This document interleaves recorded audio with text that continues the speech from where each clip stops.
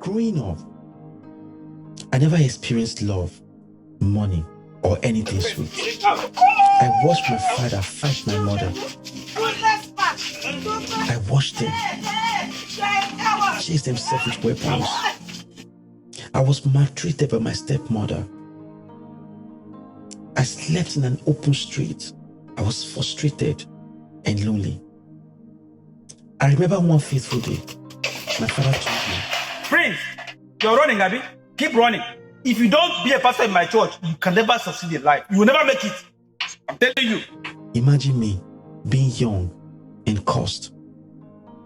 My name is Prince Theophilus. This is how a cursed boy built a company worth $1 million in 10 months.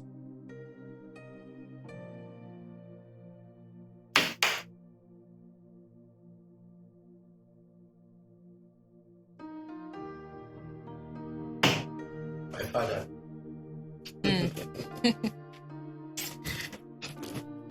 You know, when your father loves you so much, that the love is becoming selfishness. You see, my father loved me so much that at a point, he became selfish. Selfish in a way that he wanted me to do the things that he loved. Like he wanted me to fulfill his own dreams and not my own dreams. And that is kind of impossible because he's a pastor and he wanted me to become a pastor. As a matter of fact. Because he said, according to him, he said, when they gave birth to me, that he had a vision that I'm the one that will take over the ministry. And the fact is that I always tell myself that God called you. It wasn't a conference call. It's a different thing if it was a conference call, but it wasn't. And I look at him, he's a pastor, and his other friends that were also pastors. And there is one significant thing, and that is poverty. The poverty was so loud. And there's one thing about me, I have a very high imagination. As a child growing up, I see myself driving big cars, living in a big house. I don't see these things growing up. But I just knew that I am going to be great. I'm not going to live the kind of life I see around me. That's what I believe in. Right? And I grew up seeing my parents arguing, fighting themselves, throwing stuff at themselves. Then I was like, why are these people doing this? And I was the last born. So my mind was like, why are they having all these fights, arguments, and quarrels at my own time? Am I a bad luck to them or something? You understand? Mm-hmm. And my education stopped at primary 6. Could you believe my stepmother told my father that if I finish my school, I'll become a bad boy? During my primary school days, I went to my school bit by bit. Like, my father actually put us as one private school. After that time, he could not pay that money, move to another private school. If you could not pay that money, the next time, move to another private school. So we actually moved from private school to private school to private school, from school to school to school. When he got tired of everything, he said, you know what? Since this one is so difficult, you could just go to public school. So I finished my primary education in public school. My stepmother, that woman maltreated us. Me in particular, because I was most that I hate it when somebody is doing some things that are unfair to me, even when I was young. So if you do something that is very bad to me, as a child, I will look for you to punish you. And that punishment will even give me punishment. So the struggles with her alone was a lot to tell.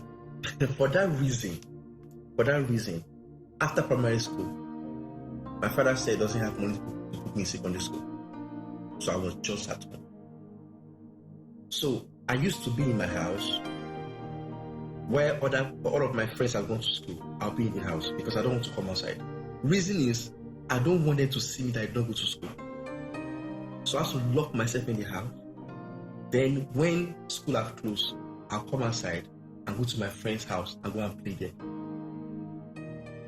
So there was one particular day that I just sneak out to go and buy something. You know, as a child now, they will send you a message. You can't say you don't want to go. So I thought, okay, I'll just play a dodge game. I'll be dodging and be going and come back. Then, luckily and unluckily for me, my friend, his name is Shane, the mother saw me. But I did not know he saw me. She saw me. So when everybody came back from school, I now went back to the house to go and play as usual. When now asked me, Prince, did you go to school today? And this thing just shocked me. My mind was like calculating, for this woman to ask me this question, that means she must have seen me when I come outside. I said, let me not just lie. So I said, no, I did not go. He said, what happened? I said, my daddy has said doesn't have money to put me in secondary school. She said, really? I want to see your dad. Then I went home, I told my dad. Then my dad went to see her, and that was how she was. She paid for my school fees to go to secondary school. But along the line, I could not even continue the secondary school. I stopped at a point. Why did I stop? You know, it was a public school. We are not paying school fees. The only thing we need to do is buy chair. So in the class, from JS1 to JS2 to JS3, I happen to be the only student that don't have chair. So other people will sit down, taking their lectures. I only have to sit on the floor. It was too much for me that I said, in fact, one day I said, I can never continue this thing again because it's so embarrassing. So I stopped. When I stopped school, the only thing I see around me, I wanted to work and make money, because that time, what was strange that time is, for you to be successful, you need to have handwork. And the handwork I have around me at that age ago, that I see people doing the most, is mechanic. Right opposite my house, there's a mechanic workshop. Every 2 minutes straight, there's a mechanic workshop. So I said, okay, let me learn this mechanic. I started. After when they beat me, I ran away. I could not continue. I ran away. Then I said, okay, if mechanic did not work, since I want to have my own money, I want to control my own money, then I should do something that will give me money. You know, when a child is growing up, they emulate whatever they see around them. Then I'm advising for children to grow up in a very good environment. The next thing I saw was electrical work. Then I started to learn electrical work. Even though I knew that my passion was not that, but I want to make money. So I learned electrical work. Then at the age of 16, I already started joining life of people in the area and collected money. When I was 12 years old, something happened and I left my house, crossed the bridge, a celeb bridge at Igby. I crossed the bridge, then I slept at someone's shop for days. And my dad was looking for me everywhere. I'll move from that bridge, then I'll now trek down to my friend's house. That my friend that I said I used to go and play in the house. I'll now trek down to my friend's house, whom I'll be playing with them. In the evening or in the night, I'll tell them I'm going home. Then I'll trek back to that bridge. I'll go and sleep in that shop. What exactly happened? Good. You know, when I stopped going to school, my dad was angry with me. He said, why did I stop? You understand? But the reason why I stopped was because he wasn't doing anything for me. In fact, sometimes I don't even get food to go to school. When they give me is porridge. So that day I went to my friends and I came back, and they beat me mercilessly. Like, my dad and my uncle beat me mercilessly. I still have this scarf here. Look at it here. Why? This is scarf here. They said I have no right to stop the school, even they are not doing anything for me. I need to be going there and be studying like that. Without you? Sometimes I don't even have money to go to the school. And after that beating that night, that's why I left the house. So my dad started looking for me. After so many days, now discovered that I was inside at my friend's house. The beautiful thing that they did not beat me after that time because they knew that if they beat me again, they might not even see me again. But eventually, I actually left my father's custody at the age 15, 16. That's when I left. So where? Now, after I left home, I started facing life. That's when the hustle started. Come, let me show you something.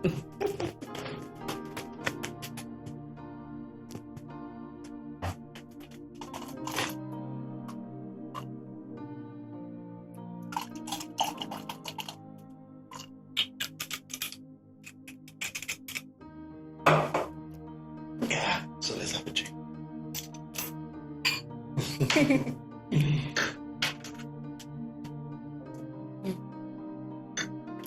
So, this was where I started music. My father never wanted me to sing. In fact, every end of the year, there's always a carnival on our street. And they usually want artists to come and perform. People that are talented, they are upcoming artists come and show their talent. And I will always want to perform there. Then, if I carry the mic and climb the stage, guess what will happen? My dad will carry cane and chase me out of the crowd. It was crazy. And sometimes, when children were dancing at any dance competition or any party that is happening at the carnival, and I also want to be part of the dancers. Maybe that's why I don't know how to dance today. My dad, as soon as there's any party happening anywhere, my dad will be on the watch for me. Because he knows that one way or the other, I'm going to be there. Eventually, maybe he might actually be right because I actually started doing that music that I always wanted to do. And trust me, I recorded a couple of songs. Then I was working in Faith Academy as a steward. You know what steward means? I serve students food. That's what I do then. Interesting. Then they pay us 9,700 naira there. Then when I take my money, I run to the studio to go and record a song. But it was a struggle. You know when somebody is struggling to do something? I will go to the studio, they will make the beats for me. The song that I wrote myself, I could not voice the song. I could not follow the beats. Then sometimes I will be at the studio. After trying my best, I'll not carry the beat and go home. I can use 3 days to record on one beat. After writing all the song, I'll not come to say, let's record. Then there was some very embarrassing moment of my life. I'll be at the studio still struggling to record after spending like 5 hours in the studio. Then one small boy will just come and say, make I do my own first now. I will 30 minutes, I don't finish, I'll finish now. I will just, okay, do your own. Within 30 minutes, person will finish recording, person will just go. I said, but why am I struggling to do this thing like this now? But I still believe in myself. Just like the way every upcoming artist believes in themselves today. There is one thing, right? When you have a talent and you want to pursue your talent in a particular industry, the first thing that comes to your mind are the people in the spotlight. So when you have a talent, you always feel that you need to be at the spotlight because that's what you see every day. But sometimes you don't have to be at the spotlight. There are a lot of artists that are still stuck at that stage today, and they don't know where to go from there. So moving forward, right? So there was a time that even when I was doing that music, I usually take all the artists in our area, then it was Otta, then Drama, Side One, all those artists in at that time. So I always tell them that bring your music, let me take it to the radio station. Then I'll take their song down to Wazobia FM with my own song. But when I get there, I'll hide my own song first. I'll be showing them their own song. They'll be like, this song is nice. And I'll say, okay, after they accept all the song, I'll say, I'll play my own. When they are playing my own, they will enjoy the first beginning. Because the beginning, I always use my friend to do the beginning. My friend can sing very well. So I use him to start the song. Meantime, I enter and I say, who be this person now? Immediately my verse enter. It's not with this person. I'll say, I'm the one. Now you. Okay. They all start the song, remove the deal. I say, oh God. You understand? So one day, I sat down, and I had over 25 songs. I listened to all the 25 songs. You know, I wanted to be like Lil Wayne. I love Lil Wayne, so I believe that by the time I keep singing, I think by 2020 I featured Lil Wayne on the song. Maybe I'll be in the US, big dream. Lulu. In fact, there was a time that I was performing at the show. Then, in the midst of the performance, the DJ stopped the music. That thing pained me. And I said, DJ, when I blow, I'm going to show you. My brother, me and the DJ did not even blow. You understand? So one day I sat down, I played all my 25 songs, I listened from beginning to the end. Then I told myself, bro, you don't have the talent. Because as I was listening to the songs, I was comparing it to all the artists that I idolize. And I said that there's something that I'm not doing. And what is missing is the talent. I don't have the talent.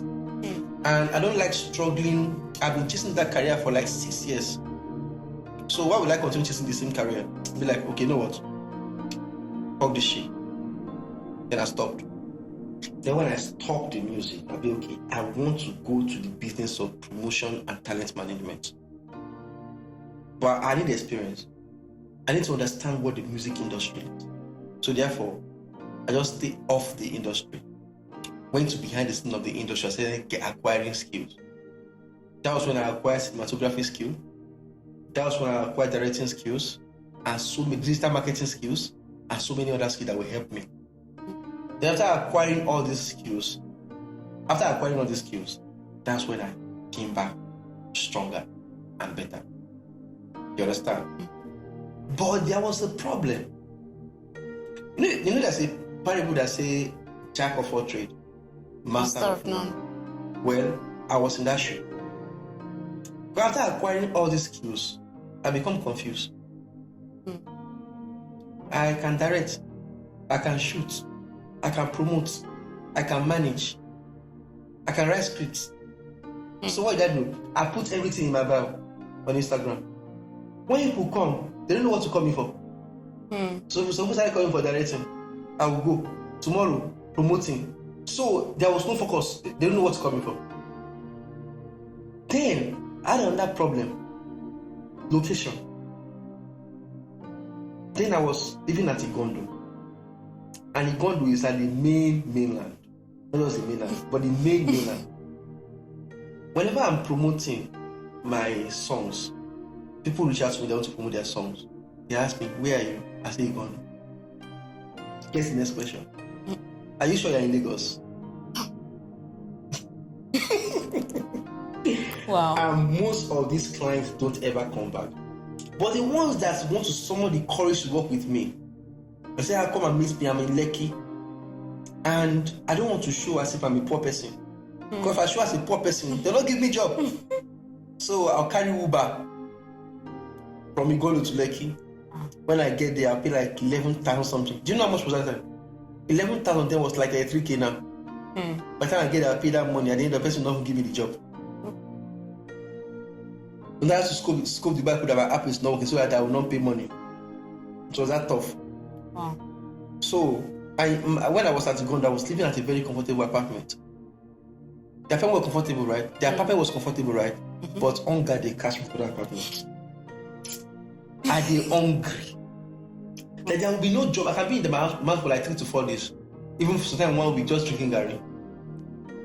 If one client eventually pay, I'll first go and buy things and leave first. I think about how to do the client's work because there's no money in my hand.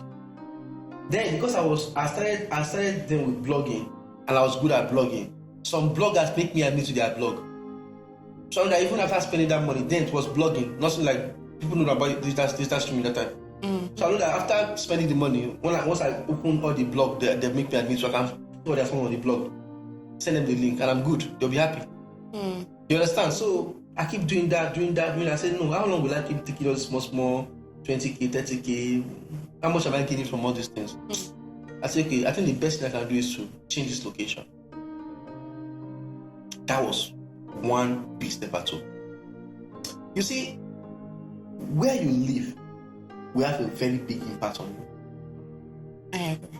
Where you live determines how much you make. That was where I understood that. when I was living at a condo, everything around the environment makes me angry. When I'm coming back from somewhere, there is motor traffic. And at a condo, that's when I realized that there's also human traffic. When I say human traffic, it means I'll be coming back, I have to be in the midst of people, trying to find my way out of the crowd. Wow. And whenever I'm coming back and I face that kind of situation, I used to get so devastated, like, how long am I going to continue like this? That is not all. When I now enter my street, about 3 kilometers, extremely bad road. And I don't have a car. So I have to jump, go through the potopoto, walk inside, jump from here to there, until I get to my house. So by the time I get to my house, my shoes will be messed up. Then I don't put on white. Why would I put on white? Because all my clothes will be messed up. Right. You understand? So I actually left a condo without taking anything in my apartment. That was the level of anger. I don't take anything, any single thing in my apartment. I left the condo empty. Because when I left and I moved to Surulere, I couldn't even come back. Now let me tell you how I moved to Surulere. Let me not tell you how I actually left the condo. When I wanted to leave, like I said, I had no money to pay house rent. I had no money to pay rent at all. But I knew that I wanted to leave. So luckily, one day I was called for a film shoot. And after directing the film and everything, the cinematographer that shot the film was supposed to edit the film. But he knew that what he shot was not right, so he said he was not going to edit it. And my client wanted me to deliver the film to him at a particular time, and I promised to deliver it. So I started looking for an editor. That's how they gave me a contact of my friend in Surulere, and I had to move all the way from Uganda to my meeting. Israel on the diary. Okay. So when I met him, then I was using a laptop. Remember that laptop gives me? Oh, it's a history, yes. Yeah. A Lenovo. The laptop was so messed up, but I used to carry. That's the only thing I have. So I used to manage it the way I have it. So when I got to his place, I gave him the film. He charged me. I paid him the money. I said, I'll be with you. He said, don't worry, I'll take care of it. And that's how he actually edited the film. And the film was actually very nice. So I have a little bit of experience in cinematography now. Then he was shooting some comedy skits and all that. I'd be like, okay, how can I move here? Can you say that I want to move to somebody's house? I want to offer him a value. And I told him, you know what? This thing you should shoot, I can help you to shoot it. That is where my humility comes to play a part. Because when you don't have money, you need to be humble. You understand? So I told him, I can shoot for you. So if I shoot for you, you used to work in the bank, so you don't have to be stressing yourself. I can also edit for you. So he taught me editing, and I was shooting for him. With that value, I was able to move to his place quickly and start squatting with him in Surulere. We are actually in one room, face me and face your apartment. This is apartment, face me and face your room. So that was how I moved to Surulere. And guess what happened after that? Immediately I got to Surulere. At first there were struggles, and I just moved to the area. Now I need to make my client know that okay, I'm in a new area, environment and all that. So I started running ad again. So from time if any clients call me and I say I'm in Surulere, I say okay, Surulere, yeah, I was okay, no problem. I'll send the money to you. Now before, when I was in Igondo, they wanted to see me before they send money. Yeah. But when I moved to Surulere, they started sending money even before they see me. Some of my clients don't even know them at all. So that was how I started making my life a little. That's how my life started getting a little bit better. Not all that better yet. But there is one step I took that transformed everything totally.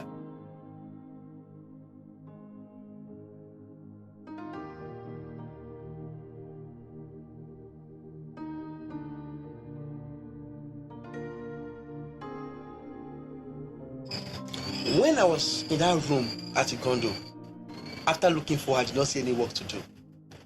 I started consuming educative content. I started following influencers online that can motivate me. And one of those influencers was Gary Vee. Everything he said, every of his video he drops, I watch it. So there's one day I was watching his content.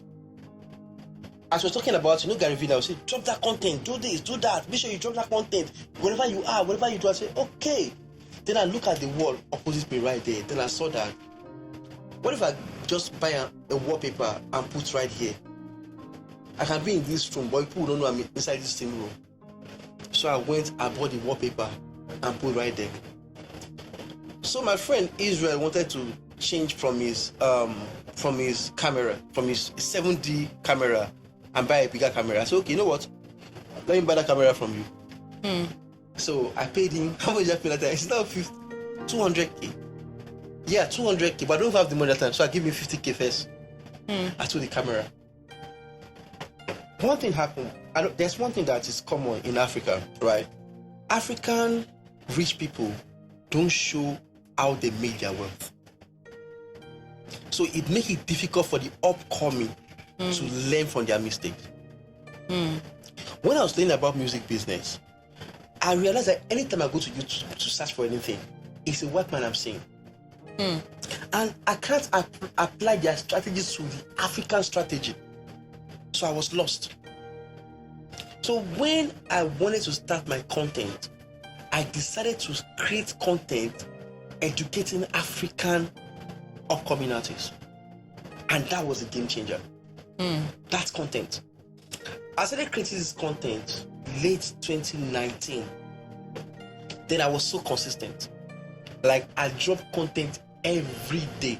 In fact, when I was, dropping content in one room, you need to close the window, close the door, so noise cannot penetrate. And guess what? I used to be sweating. Whenever I'm doing my content, I'll put clothes in front of me that I'm using to clean my face when I'm sweating. Trust me, nobody knows. And nobody cares actually. So my consistency was top notch. Every day I'm creating content, every day I'm dropping content. Then 1 month, 2 months later, people started contacting me because they started seeing me as a genius. Meanwhile, it's what I learned that I'm teaching them back. I'm giving it back to them. And through that process, I started becoming an expert in that particular field. Do you understand? But I did something significant. A lot of people come to your page and be like, they'll think you just grew overnight. I didn't grow overnight. Every of my actions were very intentional. Because when I was dropping content on YouTube, people say, when you are consistent on YouTube will push your content. I don't have that patience. Because I've already learned how to run ad on Facebook. So I asked myself, why would I be dropping content and I'm not promoting it? I need to be promoting it. So I set aside a budget for promotion of those content. So whenever I drop any content, then promotion was so cheap, I can use my Nigeria card to promote. You understand? Even Google advertising was very cheap. So I made sure I put some money on Google advertising and put some money on Facebook advertising. Because my friend will see the budget I put on my eye, he will scream, say, wait, it happened. That's how desperate I was. Like, I couldn't even be patient. I'd be like, I need this thing and I want it now. And of course, I'm a go-getter. So when I set my goal, I know how to achieve them. I know I must achieve them. I have no other choice. Then I started getting clients. People started contacting me for digital marketing, social media management. That's one thing I started with, social media management. When you are starting up, you do everything that brings money to your table. Because why? You have a lot of experiences. So then I have so many clients. Like I can have like 4 or 5 clients that are paying me 50k each for social media management. So automatically I'm paying myself about 250,000 naira as salary. Do you understand? Then from there, people started reaching out to me for music promotion. I was one of the people that started some Instagram growth strategy, Instagram growth hack then. Then I was seeing for people back to back, and every strategy I initiated was working at that time. 2020, during the COVID-19 pandemic, when they declared lockdown in Nigeria, that was a turning point of my life. Because my content were now useful. Everybody was at home at that time. So the only avenue you have to watch what is going on in the world is the internet. So that was how they started consuming my content. That same 2020, I got my high-paying client from the United States. So when they say lockdown, people are broke, they got nothing on me. Because I was a big boy. I just go outside. I don't even have a character. I just go outside, buy my food stuff, come inside, and just enjoy my life. Call my friends that don't have money. How much you need? Send it to them. That lockdown was my turning point. And when I started making money, when clients started coming in, that was when my problem started. So, like they say, more money, more problem. So at a point, we're having so many artists coming to us for promotion. And there was so much that our system were filled up. So we need more hand from other experts in the music industry. And these experts I'm talking about are people that they have results. We've seen the artists they've worked with. We've seen the artists on the charts. The artists are doing well. So we reach out to them and say, okay, we have these artists, help us to handle this artist project. They'll tell us they can do this, they can do that. They'll tell us all the promises. Then we'll tell them, okay, give us your deliverables. They'll give it to us. Then our team will review it. They'll be like, okay, it's good to go. So we'll pay them. Immediately they receive the payment, then they start telling us stories. They'll tell us that in 72 hours, the artist will start seeing results. Then we tell the artist that, okay, in 72 hours, you're going to see results. Because we believe that integrity matters in business. As a business person, you should have integrity. So we tell the artist the same thing as they told us. After 72 hours, they'll tell us another story again. So for 72 hours to 1 week, from 1 week to 2 weeks, to 1 month, to 3 months. And sometimes these artists are humans, they lose their cool. So they started involving the police, involving soldier and all that. Sometimes the soldiers come to the office, and when they see our office, they'll be like, these people actually real business people, so they want to listen to us. Then they listen to our own part of the story. But we can't keep telling this artist story because they paid us for their service, and we need to deliver for them.